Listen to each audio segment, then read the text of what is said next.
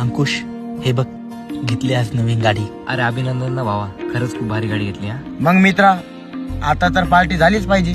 Party तर तू देशीलच, आधी गाडीची चाबी दे. चल. नाही यार, आताच घेतली गाडी, नंतर कधीतरी देईन. आता शोभत बघ, नवीन गाडी घेतली. तेच म्हणलं, आतापर्यंत घमंड काय दिसलं नाही. चालतंय मग, भेटू कधीतरी नंतर. अंकुश, चल, एक काम आहे, येऊ जाऊन. हा चल भावांनो, येतो जरा. हा जाय, तसं पण तुझी सावली आहे.